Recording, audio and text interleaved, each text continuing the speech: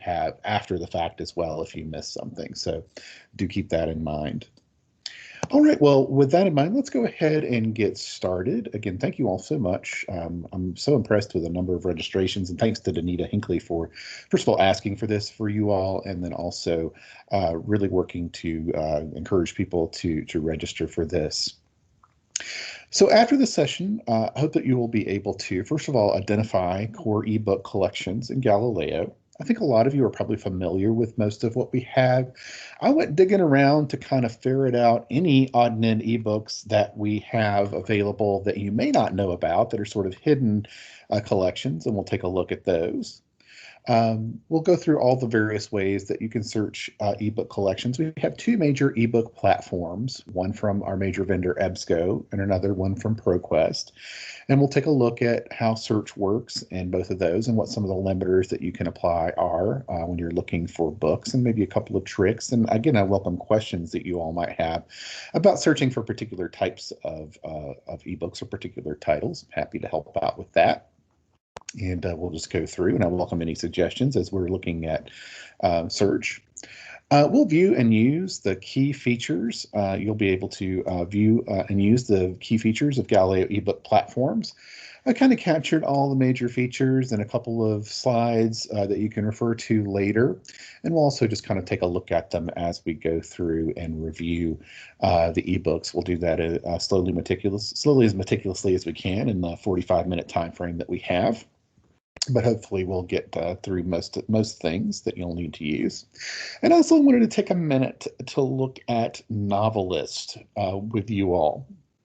I think, again, there's a pretty good level of familiarity with Novelist out there in the media specialist community, but I always like to remind people that it is there, and just to kind of point out some of the key features, some of the things like book lists and other things that it provides that can be helpful. And then also there's some of the powerful search tools that are available. It could be great as a cross-checking tool.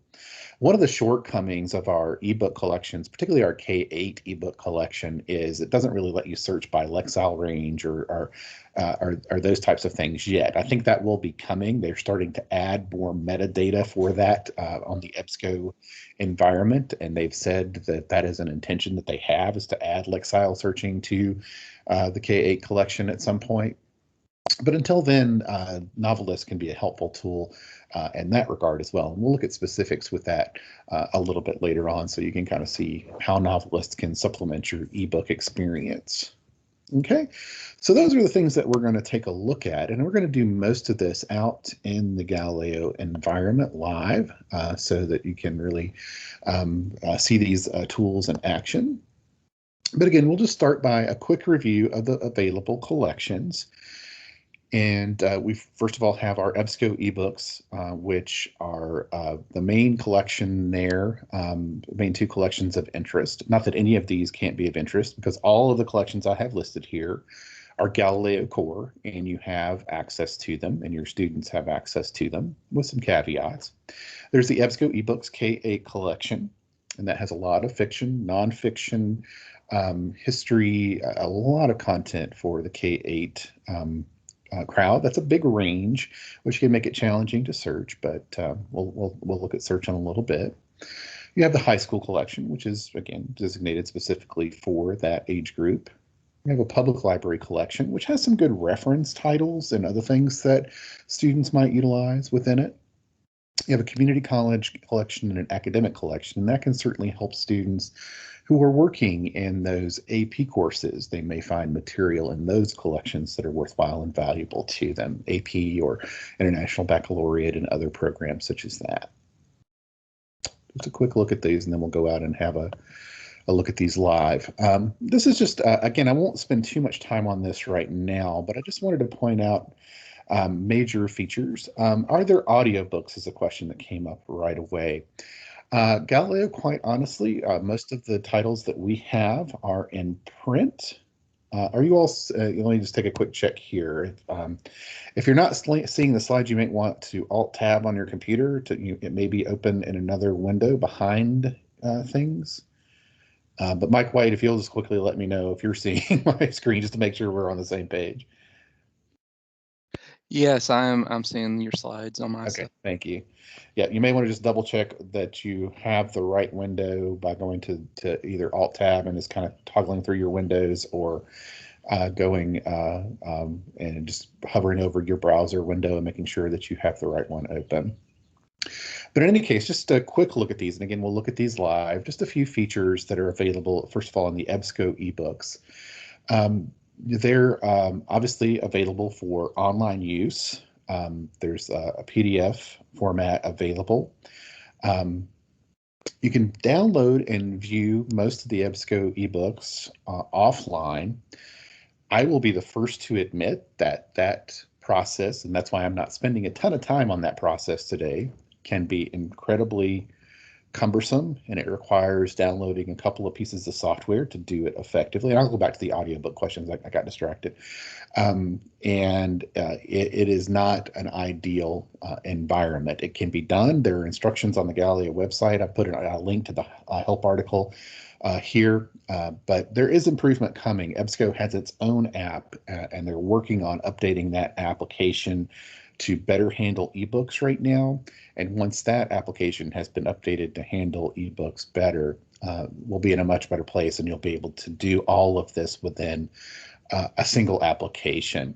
Although I will say that the ebooks, the PDF ebooks, are very mobile friendly. If you're using Galileo in the mobile environment, they work pretty well in the mobile environment just with the view mode. So as long as you're on a wireless connection, it shouldn't be problematic. There are options to add ebooks to either Google Classroom for those of you who are using Google Classroom, or if your students or you are using Google Drive and you want to save a list of books or save part of the book's content. We'll see this in action in a few minutes. To your Google Drive, you can. And one really important thing, and this came up recently for Danita, who actually we had a back and forth about this. She had a question about linking to ebooks. She had a particular ebook that she found very useful, and she wanted to be able to send a link to that ebook out to other people. Now, as long as these people are on the same Galileo account, you can use the permalink. So for your students, faculty, staff, that permalink, if you click on that, it'll open a window, and we'll go do this live at the top of your screen, that you can copy.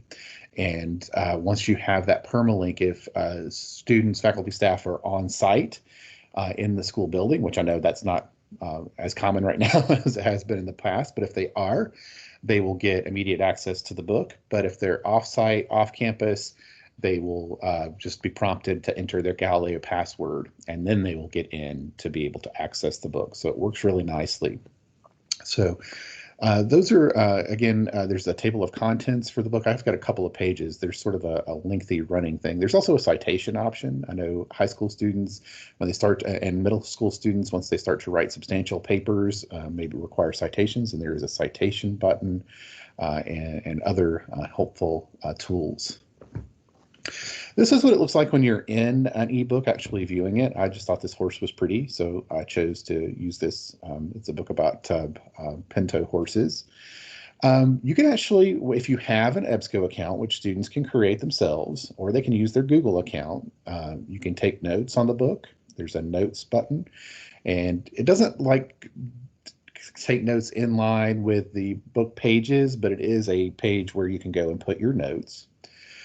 You can search within the text of the book, and I know high school students love this because they, if they find a 500-page book that has a story in it that they need to read, or it has a chapter that specifically references something that they want to look at, then that can be super helpful. And then finally, they have the table of contents, which breaks down chapter by chapter all the details that are in the book, which is also, again, helpful in that situation where perhaps you have a larger text that is divided into chapters and you need to find the information that is within a specific chapter. That makes it easier to use. And we're actually in and viewing the book. It redeploys those tools, tools, toys, whatever you like, at the top of the screen, so that you can have access to those even when you're viewing the book. So the citation, the export tool, and it even has a little built-in dictionary, so students could look up words that they don't know while they're using that. Backtracking, I apologize. I got distracted and then I got off topic per the question about audiobooks. We do not provide audiobook content at present. A couple of things with that. The public libraries, and I'm going to refer to a resource at the end, they almost uniformly do, and more our public libraries are creating programs to work directly with our public schools and issue library cards to students that give them access to those electronic resources. The second thing is, while we don't have a lot of audiobook content, you all have access to resources like Britannica, which have read-along options. And so Britannica, for example, is an encyclopedia resource. If you find an article in Britannica, it will read the article along with the student. And then also all of the EBSCO article collections, has qualifiers, and again, it's not perfect, but it is an option. All or most of our article databases, both ProQuest, so your Surge Discoverer, your Explorer, all of that content has read-along options as well, as long as that article is in the HTML format, and many of the articles in those databases are. If they're in the PDF, it does not offer that read-along option. But no, we have not done a lot of audiobooks as yet in Galileo, but that's certainly something that we keep our eye on and we may be doing in the future. Great question. All right, the next major ebook provider that we have is called ProQuest eBook Central. And I'll be the first to say this is not necessarily going to serve the needs of K-12, particularly K-8 students, but certainly it does tend to have the academic titles, but there's lots of potential usage here for reference, for high school students who are in AP programs, or just high school students doing research, for AP programs. Hey, I'm going to go through, the question is, where do I locate these ebooks on Galileo? I'm going to go through and show you where to get to them. I'm going to do live demo once I go through the major collections, no problem at all. So you'll get to see that in just a few minutes. So if you're late to the party, you'll get to get the full view. So anyway, ProQuest eBook Central, again, has those more academic titles, but the other thing to consider with these titles is personal professional development. And some of the examples I'll show you when I go in and search are things like, a few years ago, I needed to write a presentation on classroom management. And there's tons of great reference books on classroom management in ProQuest eBook Central that I could pull information from and get a lot of good insight with. So again, we'll go out and look at all of this live. I didn't do as many arrows here because a lot of the features in eBook Central are the same as what you saw in the EBSCO platform, but I just want to make sure that we point to both platforms and kind of outline what's there. EBSCO, eBook Central, you can read online. You can create an account, just like you would do with the EBSCO ebooks, and download the ebooks. You can share a direct link to the book. There is a share the direct link book option. There's also a read online option for all of these books. With both options, let me backtrack a little bit here. There is the option to save pages. I missed that one when I was looking, or email pages here on EBSCO. There are page limits associated with that based on copyright laws and rules and recommendations. There also is the option in the eBook Central books to download a chapter or download pages, but just note that those books will tell you anytime there is a page limit or a chapter limit or a length limit for printing, saving, or downloading, it will let you know what that limit is, and just so that you're aware of it. Another thing I would mention too is all of the ebooks that Galileo makes available, either through EBSCO or through ProQuest Central, for the most part, I would say 99.98% are going to be accessible to multiple people at once, even if they are artificially, if you will, checked out through the checkout modes that are available. They are not DRM free, however, and that's why we have essentially an agreement that allows unlimited users for the overwhelming majority of these titles. Now, that 0.2% that are the exception, you may come across one on a very rare occasion. There are some older ebook titles that we bought ages ago from a company called Net Library, and EBSCO eventually purchased that company. Those books, because of the way they were contracted when they were first purchased, have some limitations on them in terms of the number of simultaneous users. It happens very rarely. We maybe get a ticket, Mike, we get a ticket on that maybe once every 2 or 3 months when somebody encounters one of those titles that's already in use. But it very seldom happens. Is that accurate, Mike? I don't know how often we get those tickets, but it's not very often at all. Probably not even that frequent. Maybe Yeah. once a year, twice a year, Yeah. maybe. Yeah, so it just doesn't happen that often. So you are very unlikely to encounter those, but I do want you to be aware that there are very few titles out there that that do carry some limitations. Okay. So those are our two major ebook providers. What I'm going to do is I'm going to go ahead and stop presenting here, and I'm going to go out to my browser per the question earlier. Let's go actually play around with some of these ebook collections, see how to access them. I'll approach accessing them through multiple points so that you can sort of see how they're accessed, and then we'll dig in and come back and look at some of these hidden ebook options as well. So bear with me 1 minute. I'm going to go ahead and stop presenting. So those presentation slides should go away.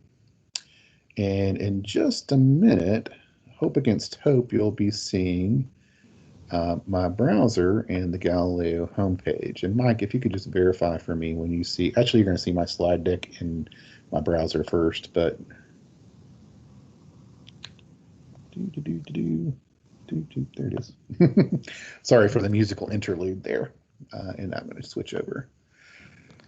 I can see your screen. Thank you so much. So I am already logged in as Cherokee County Schools, and I am in the educator view of Galileo. Just a quick note about the different views, that you will have access to different ebooks in the different views, ebook collections. So I'll go ahead and change view here to middle school just to illustrate this.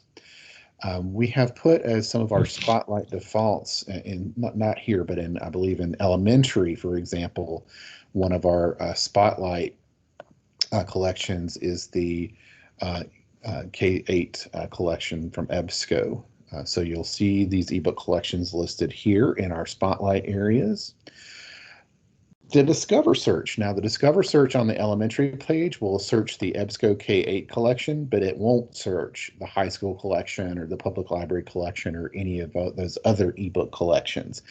This is designed to keep the content that elementary school students are discovering as they look through here more readable for them. So it makes it more refined, and it keeps them from getting things that are going to be way, way, way over their head. Now, that is a K-8 collection, so they may be getting some things that are in the middle school realm, but it's certainly better given the range of that collection than what we would offer them if we put every ebook search in there for selection. But I'll just do an example. I'll search quickly for, I'll search soccer just to show you. These are discoverable through the Galileo Discover search, which is the search there on the main page. So if I search soccer, you'll notice that you discover ebooks. This is an EBSCO ebook in PDF format. And I can go ahead and view that PDF ebook by clicking on it. That's going to open up for me in a new window. It was interesting. I did a presentation for Jones County Schools a couple of years ago and worked with all their elementary school staff, did grade level by grade level all day. And then I also worked with the resource staff, including the coaches. And the coaches just thought it was awesome that they had access to these books about sports through the EBSCO ebooks. They really felt that was valuable. So just to show you that these are discoverable here through the Galileo Discover search. I'm going to go back to the Galileo main page now, just to kind of start over from scratch. So that's one way you can find ebooks. They're searchable in the Discover search.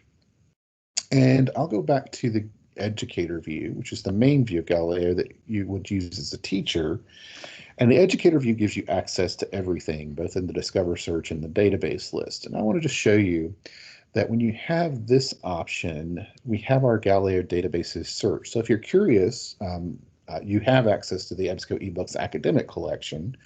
We designed the spotlight on the main page here for educators to be, we have also ProQuest eBook Central here, to give you the best access for your professional development and your needs.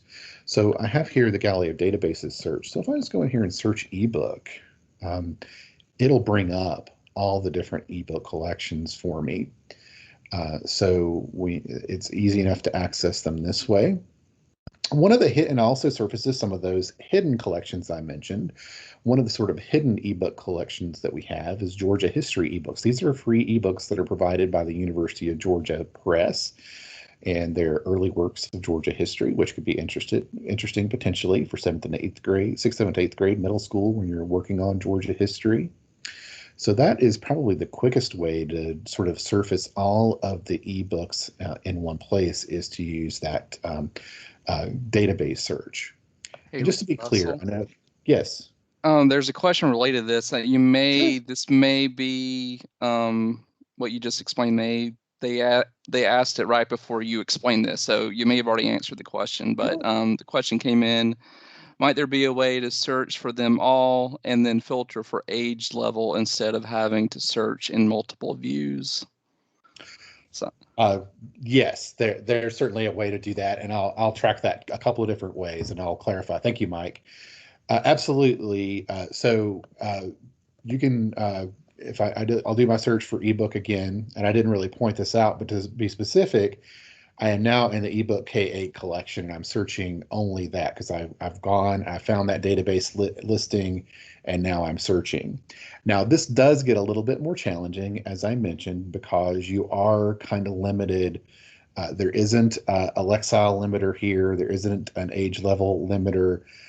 So it does make it a little bit more challenging, but it does let you browse by category on the list, like children's and youngs, children, young adult nonfiction, and then also lets you browse by subject on the left-hand side, which isn't ideal, but it gives you some option to browse by subject. And if we go into the advanced search, we can look at all of the different limits that you can apply in the advanced search. You can limit by date, author, language, and sometimes I will string a search together. And again, this isn't going to give you perfect results, but I might be looking for that topic like soccer. And I could throw in the keyword, for example, elementary, in hopes of limiting my search by a keyword that would come up in the book's metadata. That can be one helpful way to do it. So it's going to pick up hopefully both of those words in my search and give me a limit in that way.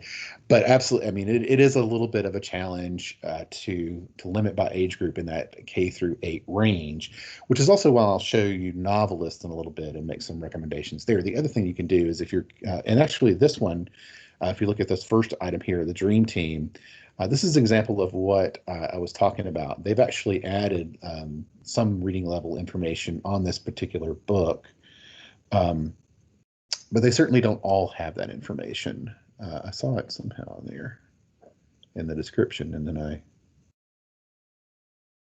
maybe deeper in the metadata, but it did give a grade leveling there. And sometimes if you click on the book as well, once you're in the book, it's a great question. I'm elaborating hopefully on every aspect of this question. Is sometimes in the front matter of the book, you'll find grade level or Lexile level information. I don't know that you'll do that here, but you will see it sometimes once you open up the book, or even on the back cover in the back matter, you might see it listed. Oh yeah, so level, word count, reading level correlations, grading level, and Lexile levels. So you can, no great ways to limit there yet. Again, more of that will be coming. Sometimes throw in that keyword, elementary, high school, middle grades, just experimenting with those when you're in the larger context of the search can be helpful. But then looking for those clues that I just showed, like When I've limited, I did notice that when I go into the book itself, if you look at the cover matter or the back matter, and the back matter in this case, you will get some grade level information. So to be perfectly honest, it is not easy, but there are some tricks that you can do to make it a little bit easier for yourself. Did any other questions come up out of that, Mike? And hopefully that addressed that question fully and completely. No other questions. Did have a comment. Lori McCall says she loves Novelist, and then she also says that the series info will tell you too. This one, the book you had, is 3.8. Yep. Thank you, Lori. Yep. Yeah. And and to Lori's point, they are adding more and more of that information.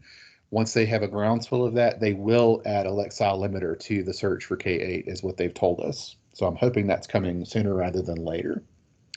I haven't asked for an update on that lately, but I'll make a note to do that the next time I talk with our representatives. All right, so again, don't want to go without showing you, again, I just love the powerfulness, how powerful this search is here. So I have here,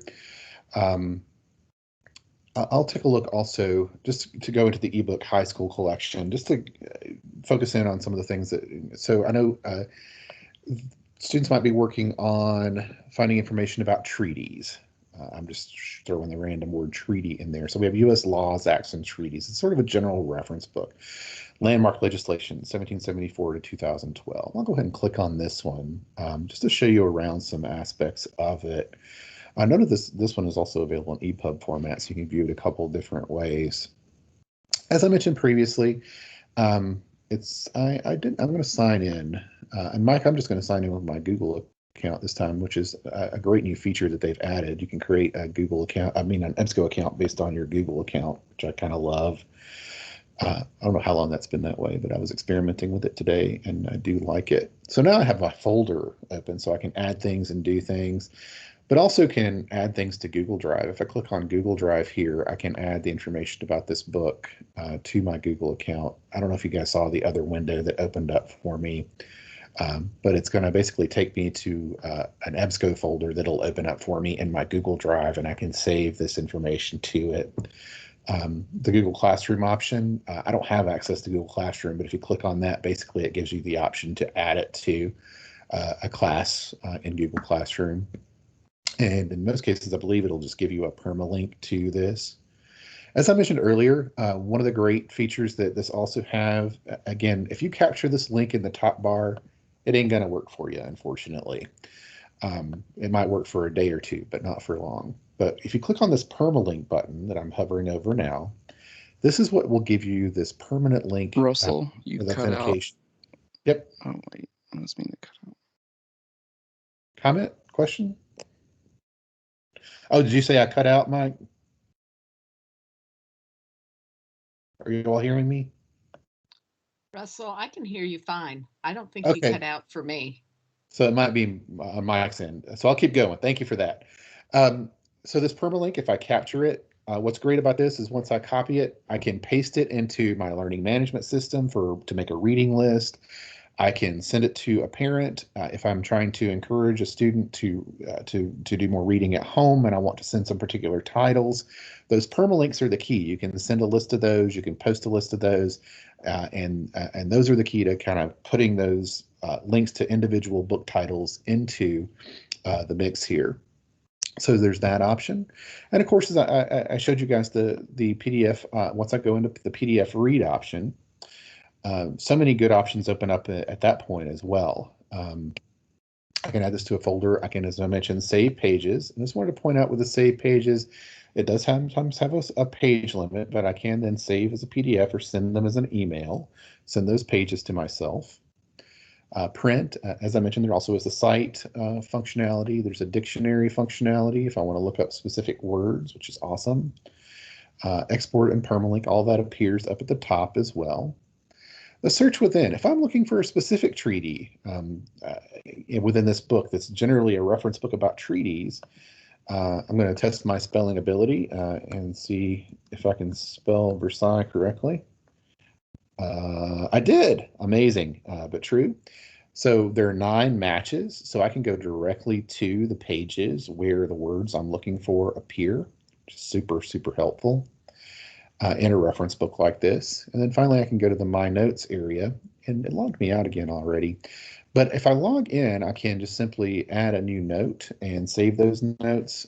So I have those available. All that just keys on having an EBSCO account, though. So just keep in mind that until a student logs in and is using that actively, it won't keep their notes. So, Hey, yep, Russell. question? Yes. We had a question come in. I got dropped, disconnected for a second, but I rejoined. So hopefully you didn't see this and it was already answered. But we had a question. Says, so would a teacher just give a permalink for digital students to access a specific ebook? Does the permalink work with single sign-on?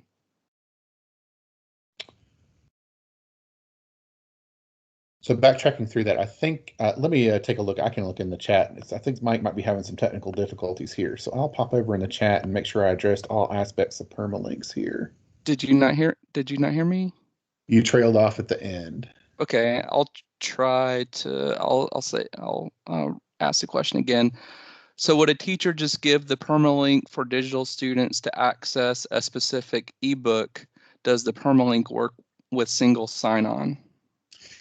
Great question. The permalink as they exist now does not work with any single sign-on that you have enabled locally.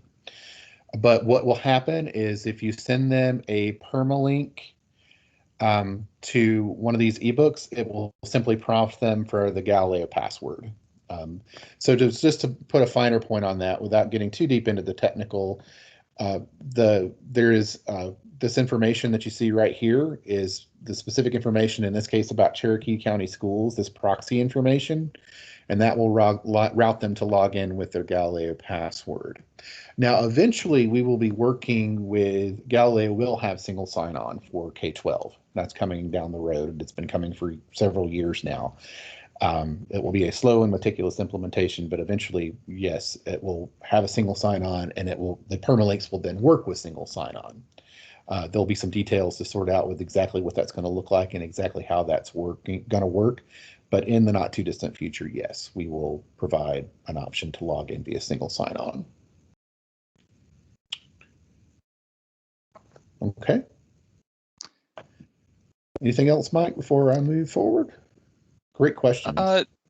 There's another question. You can, it's not really related to ebook, so I can ask it later, or I can ask it now, and then you can just address it whenever you feel like. Okay. A question came up. Let me hang on. Let me scroll and find it. Is there a list of magazines? Is there a list of magazines, or is it required to search by topic? There is a list of magazines available in Galileo, and I can quickly show you where that lives. That's an easy question to answer. Again, let me just open another window really quickly. When you're on the Galileo page, there is the All Journals list. If you click on that, it's pretty much an all everything list. It has ebooks listed too, if I'm not mistaken, Mike, right? And so everything is listed out by subject and alphabetically. So if I'm looking for a specific publication, so for example, if I was looking for Consumer Reports, I could browse by C, or I can also search. So if I'm looking for a particular publication, your journal search here will let you go directly to it that way as well. So absolutely. I guess we should mention that for the elementary view, there is no all journals button. It's just databases. So that's something that we kind of carried forward from the previous design. So, but you will see it with middle school, high school, and educator views. Right. We made conscious decisions based on the feedback that we got from the Galileo Development Advisory Committee not to add those things here because they felt like it would be more confusing for students, but you can always access them in the other views, and you can access everything always in the educator view. We also did not do a database search on this page because people thought that having more than one search would be confusing. Eventually, we're going down to one search for everyone. We're working on that right now, and you can email me questions about that, and I can explain it more fully. But the all databases link in most cases, it's a very short list, frankly, for what we have for elementary. So usually it's the Spotlight covers most of it with the exception of perhaps one or two. So that's why we chose not to put the database search on that page. But thank you, Mike, for pointing that out. Going back though, popping into our ebook, I think we saw most of the features there that I wanted to share. And again, we're about 3:38, so we have about 7 minutes left. So I want to quickly show you 3 more things. I want to go ahead and go back to the change the view quickly. I'll go back to the educator view here and show you ProQuest eBook Central. I won't linger there just because, again, we're short on time. But just to show you that it is there and available for you, and just show you the power of this. I mentioned earlier that one of the things that helped me with was finding information on classroom management. It's because I work with all these unruly teachers and teaching them online. You are perfectly behaved all the time and ask great questions. I love it. But I'm joking. But if I needed to manage you, I would come here and search for a book on classroom management. And wait. This is my upstairs internet connection. My daughter has ran me off from my downstairs, so that's why it's a little slower. So we have Designing Effective Classroom Management, which is here, available, viewable.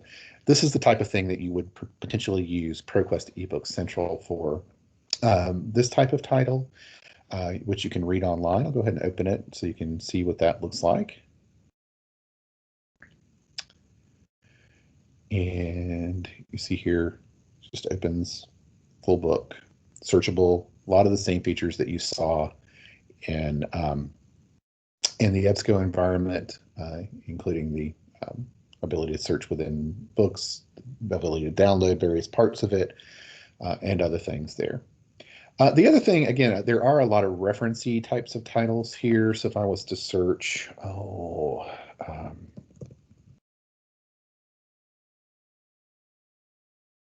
let's see what's there. So I search American Revolution, and I find a very solid, very fast American Revolution reference book here. So from the Age of Revolution set that I can find, read online, use very quickly. Powerful for high school AP history, those types of things. Again, running short of time, I apologize that I'm doing that. I have my slides open here for this very purpose so that if I run short of time, I can be fast and not have to be doing a bunch of toggling. I just wanted to mention some hidden ebook collections. In time permitting, I'll go show a couple of these. Search Discover, just note that it has a nonfiction ebook collection, and you'll notice that it's indicated at the top of the screen. I just took a quick browse through it, and it has things like cultures, general science books, biographies.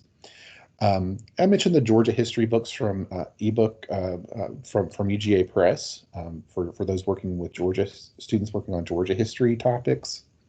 And then there's MAS Ultra, which is another Galileo database from EBSCO. And they have over 900 ebooks. And I noticed there's some things in there, like there's a Making of a Nation series. For those of you who maybe work with music, there's these really great quick references on musical instruments that gives you details on all these different musical instruments by type. And it's really, I thought those were really interesting. I looked at several of those as I was preparing for this. Just a few things about access. Obviously, reading online, the desktop access, these work great in mobile browsers that are always connected. You certainly can download and check out the process. I will be the first to own this, and this is EBSCO's problem, not our problem, but they need to improve it, and they're working to improve it. But the checkout option is not great. There will be better performance for the EBSCO app, and I encourage you to download and play around with the EBSCO app. It's actually pretty good in terms of searching. You have to create an EBSCO account and log in on your mobile device to the EBSCO application. It's available in either of the app stores, Apple or Android, and it's a nice search. Now, I will say that the ebooks are not performing great in there yet, but once they do, it'll be much better access to ebooks. And then Novelist K8 Plus. And I just wanted to mention, and also there's regular Novelist. And I will say that Novelist K8 Plus, if you're looking for books like Twilight, you'll need to look in regular Novelist. There are two versions of Novelist. There's K8 Plus and Novelist Plus. K8 Plus is truly limited to that age range. Once you go beyond 8th grade, basically, when we're talking about junior literature. It's going to be your Twilight books, your probably your Harry Potter's. Other titles are going to be in regular Novelist. But Novelist, again, just in the time that we have left, it's very powerful. There are things like finding read-alikes in there. The advanced search in Novelist will let you search by Lexile, grade level, accelerated reader level, book level, just a ton of different limiters that you can use in there. And we'll go out and do a quick peek at it at the very least. And the thing that you can do is, if you, going back to the question earlier, if you find a book in EBSCO ebooks and then you want to check Novelist, you can kind of get, well, hey, is this the right age level? Is this right grade level? Is this what I want to use? I mean, I'm sure you guys are great at just eyeballing that type of thing. But if you want to be precise about it, you can look in Novelist and see it that way. But you can also work in the opposite direction. I need to create a list of ebooks that fit a certain criteria or at a certain grade level. I'm going to generate my list of ebooks in Novelist, and then I'm going to see if maybe it's not available in my library as a print book, but perhaps I have it available as an ebook through Galileo. You may or may not, but it's worth a try. So again, quickly, I wanted to just show in the minute we have left, and you're welcome to linger. If you need to venture on, I absolutely understand, but I will quickly take a look with you at Novelist. And I'm going to look at K8 Plus. I'll do two things really quickly here in the last minute, and then I'll review my final slides. Just to look at the features that are available with Browse by genre. The book display ideas is another thing to take a look at. I know a lot of you in your media I go by the media center in my daughter's school here in Oconee County all the time, and just love the book displays. Books to movies, curriculum connections, some fun tools there. But just quickly, the advanced search. I'll go into the advanced search, and you can see that you can select them and search in a lot of different ways. But pointing out both as priority, grade level, Lexile range, Lexile score, accelerated reader level, you can limit by all those things. Now, I will just be clear that Novelist does not contain any ebooks, but it is a way to find, generate lists, think about collection development, and evaluate ebook titles that you're wanting to use for other reasons by being able to get more detailed information, reviews, and other information about that particular book. So quickly, as a final couple things, I wanted to mention Eread Kids. Now, this is available from your public library. Now, you all will remember that the public library offered Tumble Books for a while, and Tumble Books was super, super strict on this being used at school. Eread Kids, they are not. There is no discouraging using this at schools. I mean, as long as kids have their public library card, or you have a public library card to show them these books, that you can show them and use them. So those are there and available. This is what the Eread Kids platform looks like. Now, they do have a genuine checkout option, and sometimes the books, all the copies of a particular book will be out, and it's very popular. So these are very well used, which is great to see. And those are the major things that I wanted to show. And I know there may be some lingering questions. I see the chat is blinking. So Mike, I'll refer back to you. Hopefully you got your issues resolved, but I'm here if you didn't, and I can go and look at the chat.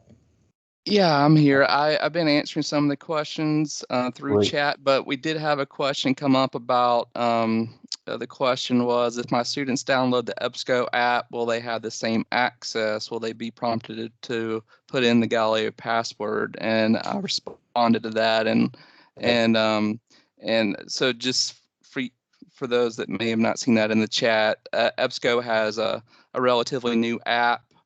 And you can check out some ebooks with it, but not all ebooks are available to check out. It's something they're still working on. And Anita asked, I'm not sure if it was related to the EBSCO app or not, but she asked, do we need to set up an account with EBSCO? Yeah. And if that was in regards to the EBSCO app, you would still need to Yes. Create the EBSCO folder account in order to check out ebooks. That is true. Yep. Thank you, Mike, for that. Well, we are again at the end of our time. This was again a quick overview with lots and lots of great questions. Thank you all so much. I again, just to again ease back, the hidden ebooks is the one thing I didn't get to cover with you.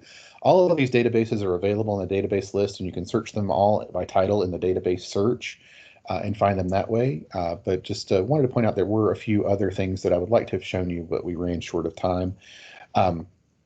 And I'll conclude by saying I thank you so much for your time and attention today. I hope this was helpful for you in terms of being able to find the ebooks that we have available, know a little bit about the nature of them and how they work. And I welcome any follow-up questions. My contact information is here. And again, I'll make sure that you all get the recording of the session and the presentation slides in PDF format as soon as possible, probably on tomorrow. Thank you all and have a great rest of your day. Russell? Final question? Yep. Well, yeah, we did have a last minute question. What is the max grade interest level for Eread Kids? It is K through 2. You can tell I'm thinking about that. I'm pretty sure it's K through 2. Sorry about that. Yeah, that's right. Thank you, Mike. Russell, thank you so much for doing this. It looked like we had some great attendance, and I think they got some great information. I'm looking forward to listening in again on Thursday because you never get everything the first time. And so Thursday I'm joining again, and that way I'll get to hear a little bit more and kind of make sure I know what's going on. So yeah. Well, so many great questions today. We'll make sure I'll tighten it up a little bit. I'll be a little bit more ready on Thursday. But thank you so much. Yeah, you can incorporate these questions in, right, and answer them in exactly. advance. I'll just say them as I go. Yeah, that's exactly what I do. Yep, exactly. Well, thank you, Danita. Thank you for your efforts. Okay, thank you again. Take care, everybody. Have a great day. Bye-bye. Bye.